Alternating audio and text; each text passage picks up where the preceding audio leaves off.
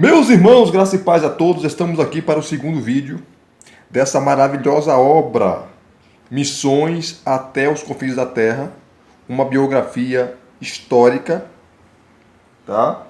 Uma histórica biografia da doutora em História da Igreja, com ênfase em missiologia e missões, Ruth Tanker. Ruth Tanker. Ela está com 78 anos, eu creio que já esteja aposentada, devido à idade, né? Eu não chequei essa informação, se ela ainda dá aula ainda, de missões, missiologia, mas pela idade, eu creio que ela já esteja aposentada. Aposentada. E essa obra é um marco, porque ela vai trazer aqui várias biografias de grandes missionários, desbravadores. É claro que teve milhares, gente. Milhares. Se ela fosse colocar outros, né? Essa obra aqui teria 3, 4, 5 volumes. Porque nós estamos falando de 2000 anos de história da igreja e de missões. Então ela selecionou alguns aqui. Essa obra tem 4 partes. O primeiro vídeo eu foquei mais na parte introdutória, né? Mostrei para vocês o sumário. E quando eu olhei, já tinha 30 minutos. 30 minutos de review. Aí eu parei e decidi fazer agora o segundo vídeo para mostrar e selecionar aqui algumas biografias e mostrar para vocês como ela trabalha. Como ela trabalha. Então, se você não assistiu o primeiro vídeo, assista, que eu tenho certeza que você vai gostar. Tá? Onde eu mostro o sumário lá. E vamos aqui, ó. Só reiterando mais uma vez, se alguém perguntar, né? Sempre tem alguém que pergunta quantas páginas. Tá aqui, ó. 622 páginas. Então é um livro grande, né? 622. Tá? Aqui está o sumário. Eu não vou mostrar novamente, até porque eu já mostrei no primeiro vídeo. Eu só vou selecionar aqui algumas biografias. Ela começa da parte 1, cada parte ela coloca o tema. A parte 1, o avanço irresistível, né? Aí ela cita o apóstolo Paulo, depois Policarpo, e por aí vai, ó. Perpétua, o Filas, Patrício, Columba. Deixa eu pegar aqui a... Cadê?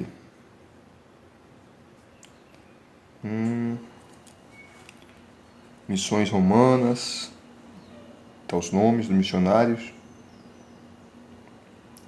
Missões para os índios norte-americanos. Em busca do nobre selvagem. Vamos pegar aqui a biografia, ó. Tem vários aqui, mas do David Brainerd. David Brainerd, que morreu jovem, né? Um grande missionário. Você vem aqui na página 93. Ele vai falar aqui, ó.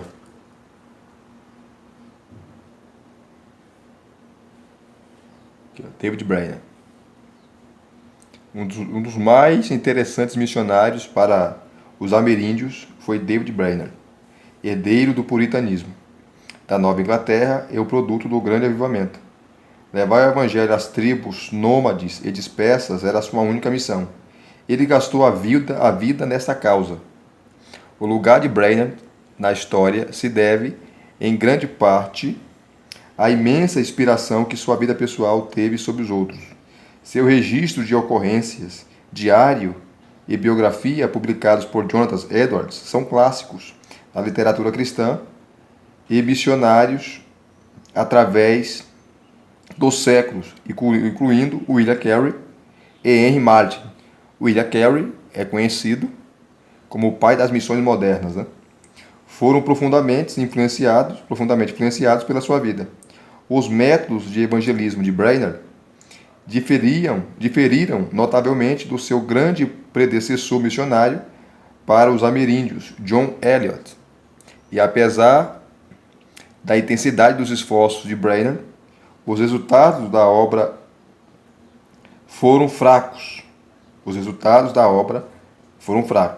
aos 29 anos, depois de apenas 5 anos do trabalho missionário, morreu devido ao trabalho extenuante. Morreu jovem, muito jovem. David Brainerd nasceu em 1718 em Haddam, Connecticut. Seu pai era um fidalgo rural que vivia com a esposa e 9 filhos em uma rica propriedade margeando o rio Connecticut. Naquela época era comum, né? Os casais terem muitos filhos, até porque não tinha preservativo, não tinha remédios, né? Anticoncepcionais para evitar filhos, então era muitos filhos. E muitos também morriam, né? Muitos filhos também morriam devido a doenças e por aí vai. Então ele começa aqui falando um pouquinho da biografia do David Brainerd, tá? O pai de David morreu quando ele tinha apenas 8 anos e a sua mãe 6 anos depois. Então o pai dele morreu quando ele tinha 8 anos e 6 anos depois, quando ele tinha 14, a mãe dele faleceu. A morte era muito real para ele e em muitos aspectos não teve as alegrias de uma infância despreocupada. David era sóbrio e estudioso, muito preocupado com a condição de sua alma. Desde a juventude, sua jornada espiritual levou-o de picos elevados de espiritualidade aos vales do desespero mortificador. Aos 20 anos, depois de viver com a irmã e trabalhar em uma fazenda durante algum tempo, Brainerd voltou a Haddam, para estudar na casa de um velho ministro que o aconselhou a afastar-se dos jovens e cultivar as amizades com pessoas sérias e idosas.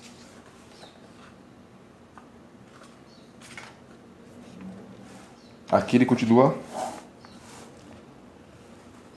a sua biografia, que em setembro de 1739, aos 21 anos, ele matriculou-se na faculdade de Yale.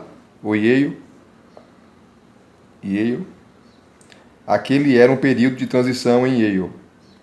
Quando entrou na escola, David ficou perturbado com a indiferença religiosa à sua volta, mas o impacto de George Whitefield e o grande avivamento logo deixaram sua marca e toda a atmosfera mudou. Aí vai falando aqui, sobre grupos de oração e estudo bíblico surgiram na noite para o dia, geralmente desagradando as autoridades escolares, que temiam o entusiasmo religioso. Foi naquela época, né? Estamos falando de 300 anos atrás. Foi nessa atmosfera que o jovem Brainerd fez um comentário impensado sobre um dos instrutores, afirmando que ele não tinha mais graça que uma cadeira, julgando-o um hipócrita. O comentário foi levado aos responsáveis da escola e ele foi expulso depois de ter se recusado a pedir desculpas publicamente pelo que dissera em particular. Tá? Essa foi uma situação infeliz para Brainerd, causando-lhe angústia durante anos e contribuindo para a sua disposição melancólica. Isso mexeu com o psicológico dele, né? Apesar de seus esforços e de alguns amigos influentes, ele não foi aceito de novo, nem permitiram que se formasse em Yale. Durante esse período escolar, ele ouviu Ebenezer Pemberton pronunciar uma emocionante mensagem sobre as oportunidades para o trabalho missionário entre os índios. Brainerd jamais esqueceu essa mensagem e em novembro de 1742, depois de uma expulsão de Yale, ele se encontrou com Pemberton, nome diferente, né? Pemberton, para discutir as oportunidades de missões. Pemberton era um ministro americano que também servia como secretário da Sociedade Escocesa para a propagação do conhecimento cristão. Aí vai falando aqui, Aí o interesse dele, tá, o levou até os índios, aonde ele não teve sucesso, tá? Conforme eu li lá no início, né? Ele não teve sucesso, mas os frutos veio depois, né? Depois de sua morte. Ele não colheu os frutos imediatamente do seu trabalho, porque ele morreu jovem, com 29 anos, mas os frutos vieram depois. Aqui ela vai falando, né, das pessoas que o ajudaram e na sua missão para os índios ali. Olha aqui, ó. Fala do trabalho dele lá, o que ele fez quando ele chegou, tá? Que ela diz, ó, no verão seguinte, Brainerd construiu sua própria tenda perto do povoado indígena, mas sua tentativa de evangelizá-lo continuou sem êxito. Seu primeiro inverno nesse lugar inóspito, difícil, né? Foi cheio de dificuldade e doença. Em certa ocasião, ele ficou perdido algum tempo na floresta, e em outra ficou muito exposto e muito molhado por ter caído em um rio, que não conhecia o lugar, né? Em março de 1744, depois de um ano de trabalho missionário, Brainerd se achava desanimado. Todavia, apesar de ofertas para ser pastor de igrejas estabelecidas, ele decidiu continuar com a causa dos índios. Ele foi chamado de volta para pastorear igrejas. Ele não quis, ele quis ficar lá, no meio do mato, com os índios. Estava determinado o garoto. Aqui continua falando sobre ele, ó. Tá? Eu vou parar por aqui, que eu vou para outra biografia. Aqui vai falando sobre Brainerd. Ela dá detalhes, ela pega os detalhes. Assim ela vai fazer com todos, né? Os detalhes principais, importantes, né? Desses missionários. E ela escreve aqui, ela coloca aqui. Então fala do seu trabalho, porque ele insistiu lá, até a sua morte, aos 29 anos. Aos 29 anos. Novo, garoto, uma vida pela frente. Morreu no campo. Missionário.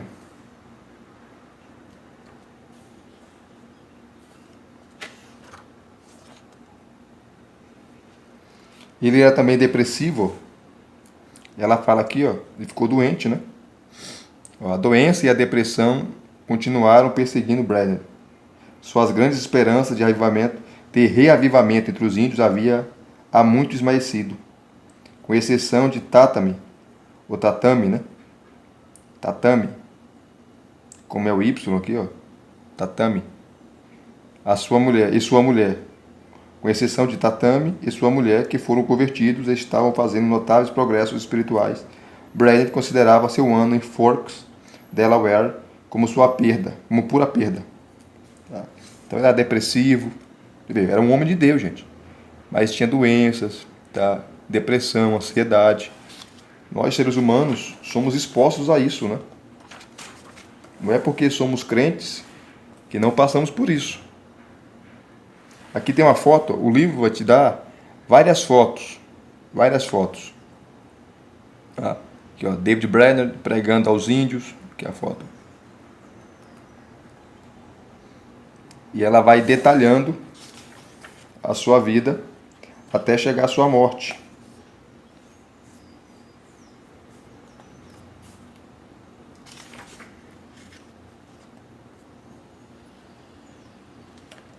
Ele morreu aqui, ó, no dia 9 de outubro de 1747, aos 29 anos, de tuberculose. Tá?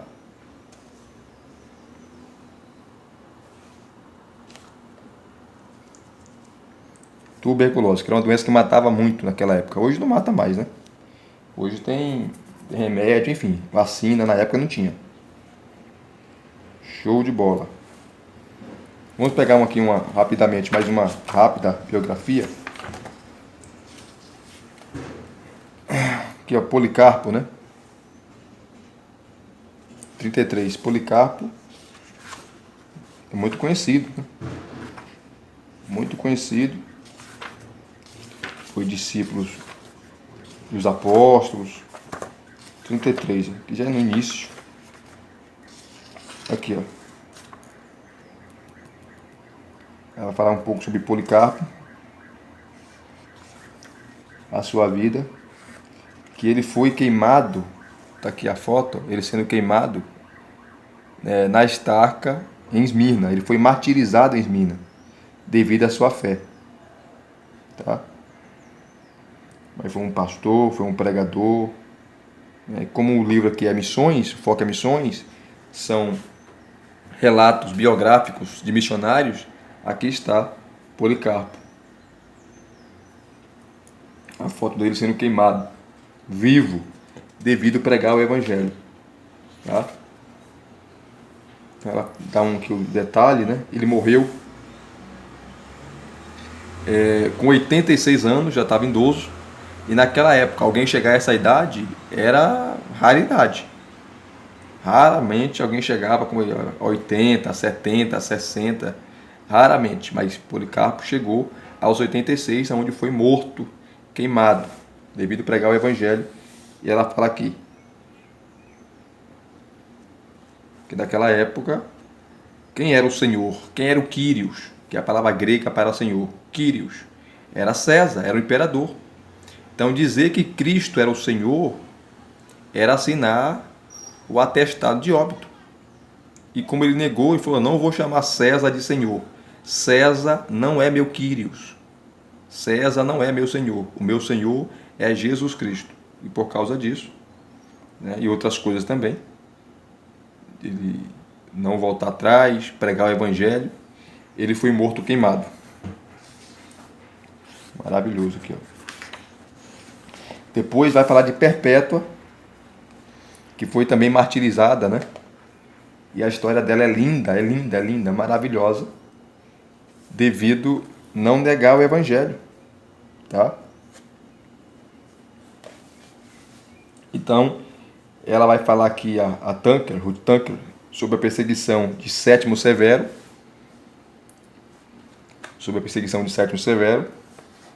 que perseguiu a igreja, né? Nós tivemos aí na história 10 perseguições mundiais à igreja. Umas mais severas, como Nero, Domiciano, Diocleciano. Diocleciano foi o último a perseguir a igreja, né? Outros imperadores foram mais brandos em relação à perseguição, foram tão intensivos, mas no total foram 10 perseguições mundiais à igreja, onde a igreja foi martirizada. E Perpétua, ela morreu, perdeu a vida em uma dessas perseguições, né? E o exemplo dela até hoje, quem estuda a história da igreja, quem lê a história da igreja, quem estuda sobre a história da igreja sabe da história dela, de Perpétua. Eu não vou ler aqui porque cada o tempo, né? Mas ela fala aqui, ó, dá detalhes da vida dessa jovem, né?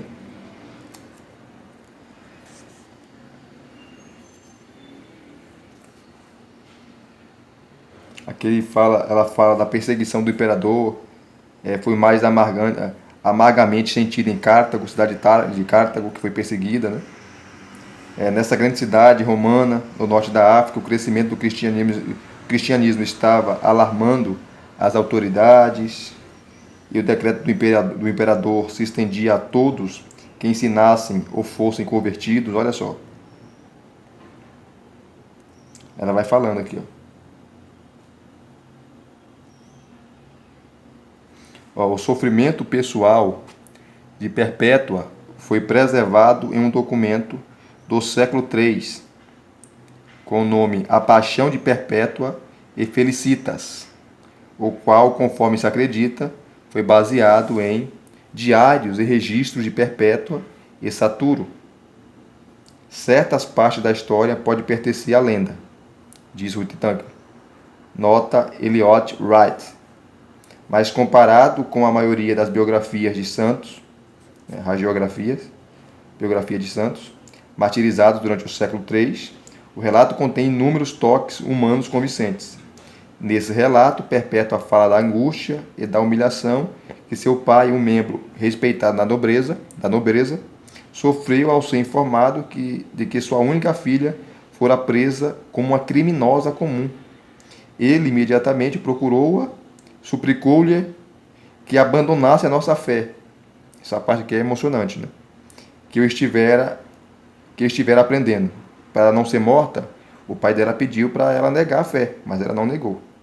Quando ela se recusou a fazer isso, ficou tão furioso que ameaçou o pai dela, né? Ameaçou espancá-la, mas ela permaneceu irredutível, não negou a fé. Por isso ela foi martirizada. Aqui, ó, ela continua falando, tá? Dessa mulher.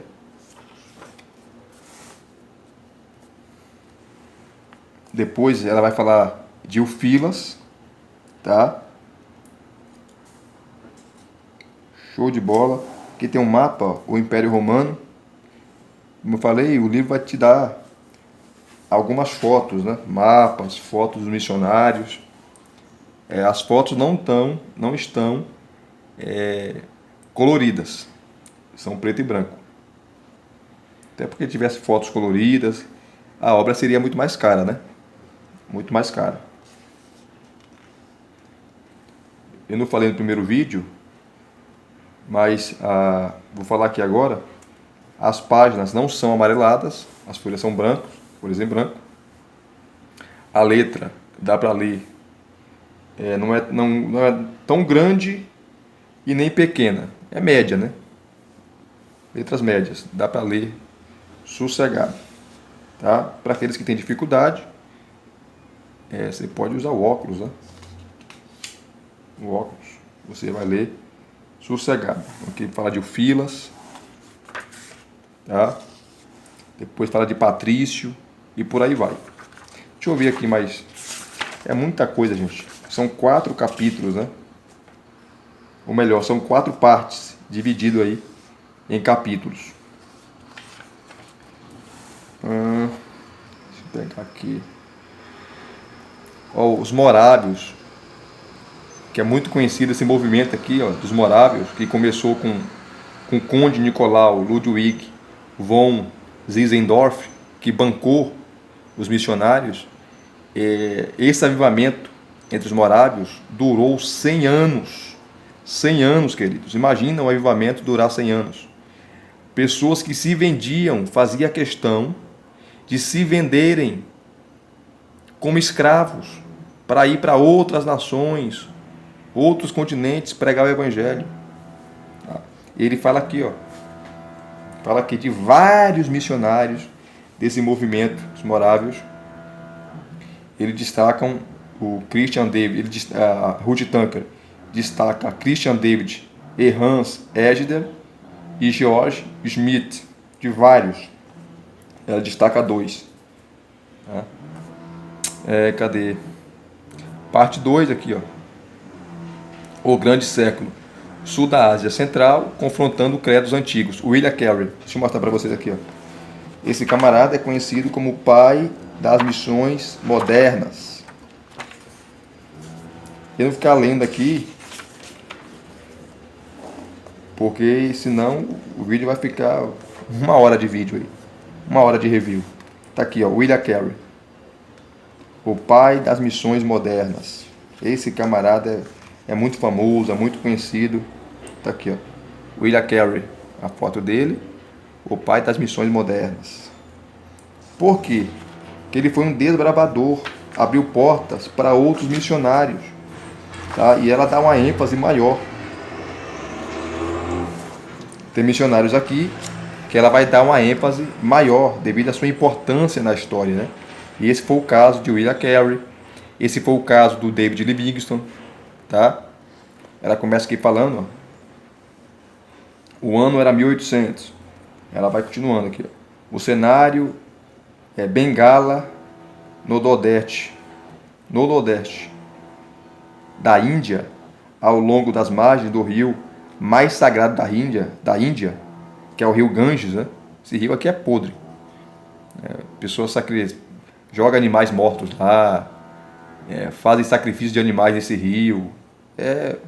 Você pode puxar aí no YouTube os vídeos do rio Ganges, você vai ver. É um rio podre, mas é um rio sagrado lá na Índia. Um nativo e um inglês que levaram a sério as palavras de Jesus, portanto, vão e façam discípulos de todas as nações, batizando-os, entraram naquele rio poluído. Naquela época, hein? Imagine hoje. Depois de 7 longos anos, William Carey estava batizando o primeiro hindu convertido, Krishna Pal, que ocasião grandiosa, o pai das missões modernas, batizando o seu primeiro convertido. Aí vai falar, ó, de toda a vida dele, tá? Seu trabalho. Teve uma missionária, gente, que ela deveria estar aqui nesse livro, né? Sophia Miller, de milhares de missionárias, mulheres desbravadoras. Sophia Miller, ela é muito conhecida, que ela abandonou tudo, né? Deixou a sua carreira promissora, acadêmica, para ser missionária. E ela tem uma frase dela que é maravilhosa. Quando ela já estava idosa, né? Foi um repórter entrevistar ela. E normalmente tem aquela pergunta clássica que é feita. Pergunta clássica. Como começou o seu chamado? Quando se deu o seu chamado? E o repórter fez essa pergunta para ela. Sophia Miller, quando começou o seu chamado? Quando iniciou, que você teve aí esse despertar para missões? Ela falou assim, olha, eu não tive o chamado. Eu li uma ordem e obedeci. Essa frase entrou para a história. Eu não tenho um chamado. Eu li uma ordem e obedeci. Em outras palavras, eu li aquilo que Cristo falou lá em Mateus 28, a partir do 19, ide por todo mundo e pregar o evangelho. Isso é uma ordem, é imperativo. E ela disse, eu não tive o chamado. Eu li uma ordem e obedeci. Que frase, né? Que frase. Sophia Miller. William Carey, ela vai falando. O relato é maravilhoso e longo também, tá? William Carey é muito celebrado, muito falado pelo seu trabalho como ministro, como pastor, que o missionário também é um pastor, né? Que ensina, educa, orienta, discipula. Só sobre o William Carey. Olha o tanto de coisa aqui. Dá uma ênfase maior na pessoa dele, devido à sua importância. Seu trabalho na Índia ali foi maravilhoso e teve sucesso, né?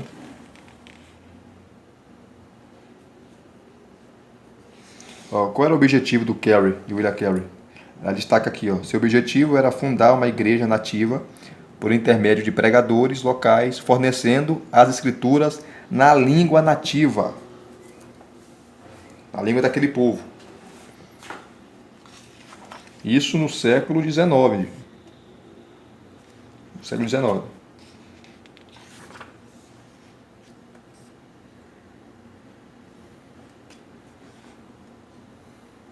Depois vai falar aqui, de Adoniram e Ann Judson. Adoniram e Ann Judson.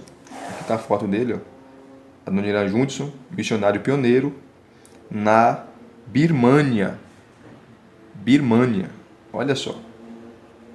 Sempre tem alguém que tem que começar, né, gente? Começar o trabalho, começar a obra.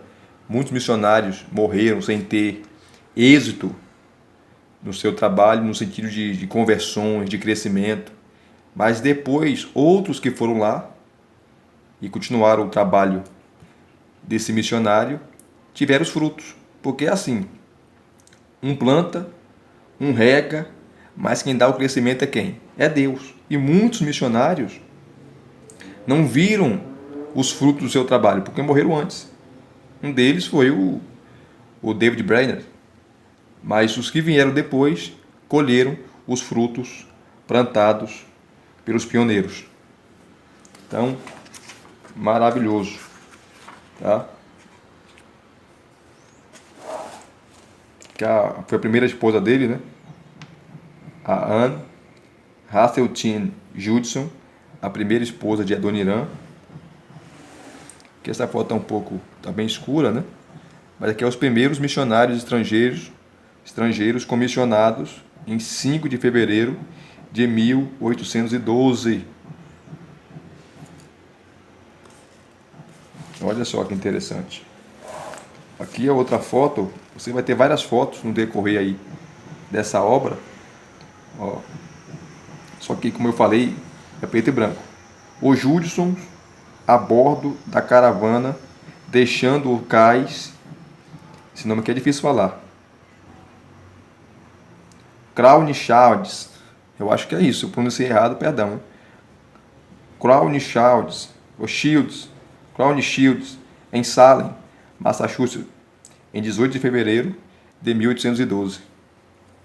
Aí vai falando desse casal também, que fez uma obra maravilhosa, tá? Aqui, ó, George e Sarah Boardman, Alexander Duff, enfim. Eu ia mostrar aqui um pouco sobre o David Livingstone, que foi missionário na África, né? Em inglês, mas não tive tempo. Mas eu creio que foi suficiente. É uma obra top, é uma obra maravilhosa, é uma obra que vale a pena você comprar, ter em sua biblioteca, porque vai te inspirar a pensar em missões, a contribuir para missões, a orar pelos missionários, tá certo? Porque missões é o dever da igreja. O ide é imperativo, temos que fazer. Cristo está voltando, Ele está retornando, a igreja precisa cumprir o seu papel. E se vocês gostaram desse segundo review, deixa aqui o seu like, deixa aqui os seus comentários, se inscrevam no canal se você não é inscrito e acione o sininho para receberem todas as notificações. Graça e paz mais uma vez, muito obrigado a todos, até as próximas indicações.